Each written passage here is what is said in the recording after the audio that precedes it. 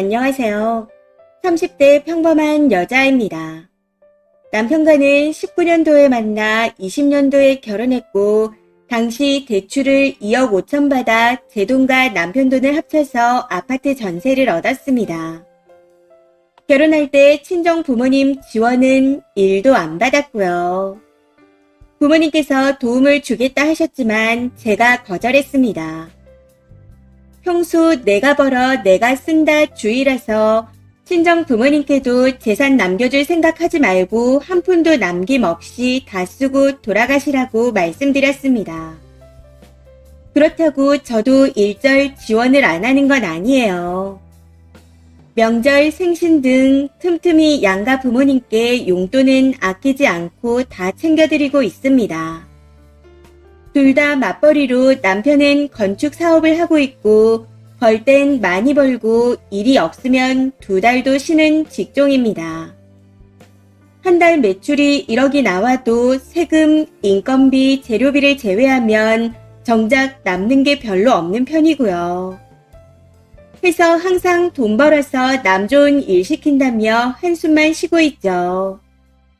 저는 직장인으로 고정 수입 300만 원이고 남편은 고정 수입이 아니므로 많게는 500에서 적게는 200만 원씩 다달이 제 통장으로 입금해주고 있습니다.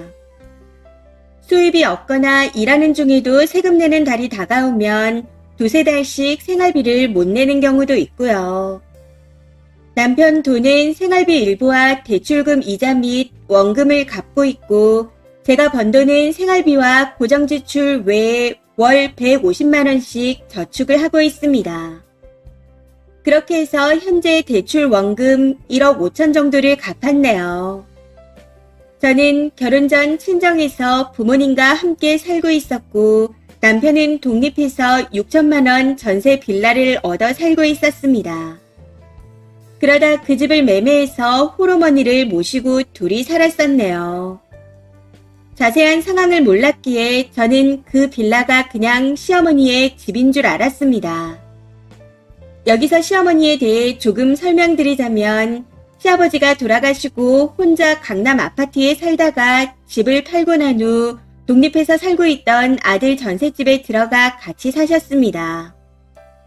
강남 집을 얼마에 팔았는지 왜 팔았는지 본인 자식들에게도 절대 말하지 않으셔서 이유는 저도 모르겠네요. 당시 팔지 말라고 자식들이 말렸지만 결국 상의 없이 혼자 팔아버리셨다 하더라고요. 그렇다고 해서 자식들이 집요하게 캐묻는다거나 하는 거 없이 그냥 넘어갔답니다. 다들 결혼해서 분가했거나 독립해 각자 살고 있는 상태라 흐지부지 넘어갔다네요. 시어머니는 꾸준히 직장에 다니며 돈 벌고 계시고 돌아가신 시아버지가 공무원이셔서 현재까지 연금을 받고 계십니다. 남편과 형제들은 시어머니와 사이가 좋지 않은 편이고요. 사실 시어머니 성격이 많이 센 편이라 주변 사람들과 트러블을 자주 일으킵니다. 여태껏 살아왔던 이웃들은 물론이고 현재 살고 있는 이웃과도 트러블을 많이 일으키셨죠. 경찰이 왔다 갔다 하고 깽판비도 벌금으로 문 적이 있을 정도로 크고 작은 트러블을 많이 일으켰습니다. 이런 이유로 본인 자식들과 사이가 멀어졌는데 그나마 남편이 결혼 후 시어머니를 챙기고 있는 편이네요. 사실 시어머니가 며느리인 저에게 크게 신경 안 쓰시고 관심도 없어 많이 편하긴 합니다.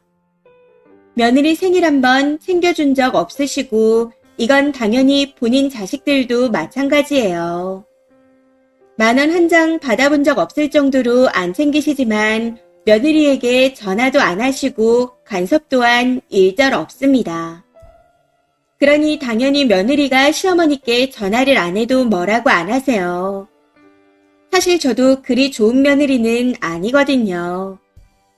그리고 시어머니께 용돈을 챙겨드리면 너네도 돈 없는데 이러면서 받아가시는 그런 분입니다. 나름 챙겨드린다고 제주 여행에 2박 3일간 시어머니를 모시고 간 적이 있었는데 그때 단돈 1원도 베풀지 않으시더라고요.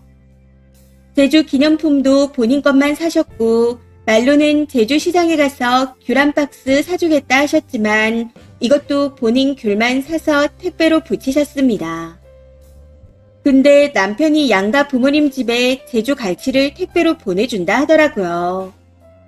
해서 서울에도 널린 게 제주 갈치이고 제주에서 사는 갈치가 더 비싸다고 못 사게 말렸습니다.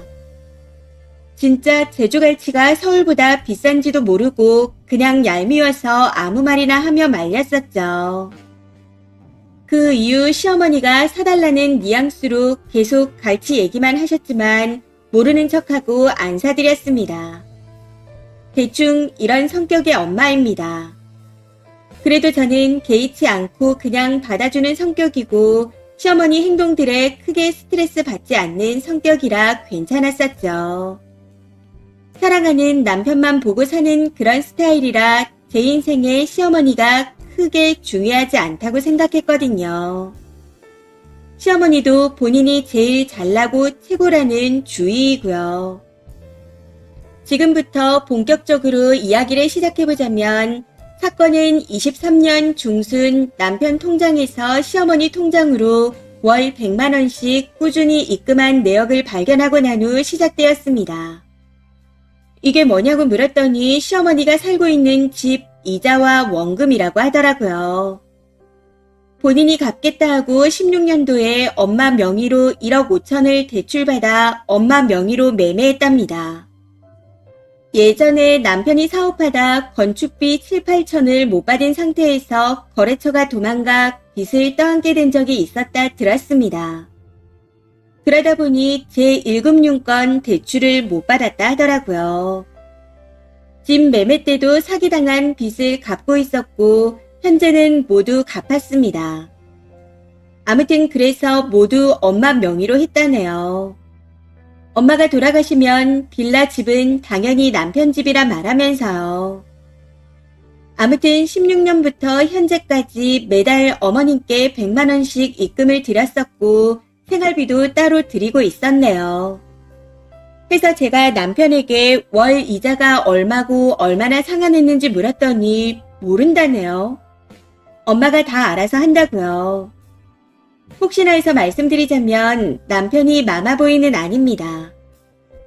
아무튼 너무 화가 나서 남은 이자하고 빚이 얼만지 모르면 앞으로 10년이고 20년이고 계속 줄 거야.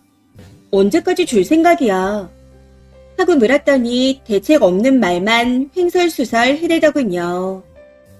어이가 없었지만 일단 얼마나 상환한 건지 확인을 해야겠다 싶어 16년부터 현재까지 원금 상환 금액과 이자 납부 내역 은행 서류를 어머니께 부탁드렸습니다. 그래서 얼마 전 남편이 시어머니 댁에 들려 서류를 받아왔네요. 이것도 차일피일 미루셔서 이번에 겨우 받았습니다. 납부 내용을 확인해보니 왜 그렇게 미뤘는지 알겠더군요. 16년부터 매달 16만원 이자를 내고 원금은 매달 적게는 10에서 30만원만 상환을 했더라고요. 원금을 30만원 이상 상환한 적이 단 한 번도 없었습니다. 나머지 50만원은 어디에 사용했는지 행방을 모르지만 아무래도 시어머니의 용돈으로 추측됩니다. 시어머니 성격상 남편을 위해 따로 저축해뒀을 것 같진 않거든요. 아무튼 그래서 현재 3천만원 원금을 상환했고 8년 동안 대출금을 반도 상환 못한 상태였습니다. 23년 9월에 200만원, 10월에 300만원 입금 내역도 확인했는데 이건 못 낸 5개월치를 한꺼번에 입금한 거라 하더라고요. 납부 내역을 쭉 확인해보니 작년 9월 10월 달에만 원금 상환 금액이 30만원씩이었고요. 이걸 확인하고 남편도 크게 충격을 받았습니다. 당장이라도 시어머니께 전화해서 나머지 돈은 어디다 사용한 거고 왜 3천만원만 갚았는지 따져 묻고 싶었지만 이성적으로 따져서 앞으로 빌라집을 어떻게 할 건지 먼저 생각해보기로 했습니다. 그리고 지금부터는 100만원씩 입금하던 건 안 하기로 했네요.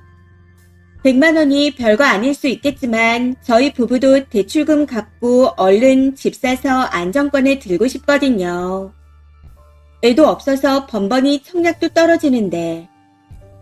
시어머니도 남편이 사업하면서 돈 버는 사정이 어떤지 뻔히 알고 계십니다. 이제는 그냥 너네 돈 없지 하면서 생각해주는 척 했던 모든 모습들이 가증스럽게 느껴지기까지 하네요.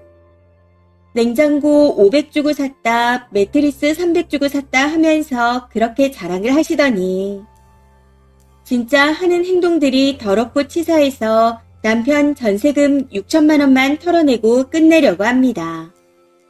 어쨌든 시어머니 본인 명의 대출금은 본인 명의의 빌라인이 알아서 갚으라 하시고 손 떼는 게 맞는 것 같네요. 저희 부부가 빌라 대출금을 직접 내서 관리를 한다 해도 명의가 시어머니로 되어 있어 그것도 찝찝하거든요. 대출금 다 냈는데 또 팔고 도망가면 어떡하나 이런 우픈 걱정들을 하고 있는 제 자신이 어이가 없을 뿐입니다. 댓글입니다. 첫 번째, 이건 시어머니를 탓할 문제가 아닌데요. 결혼 전 두 모자 간에 이뤄진 일이었고 문제는 100% 남편에게 있는 겁니다. 쓴이를 속인 남편 말입니다. 정신 차리세요. 시어머니가 시집살이 시킨 것도 아니고 그냥 개인주의 성향이 강한 거니 오히려 속 편한 스타일인 겁니다.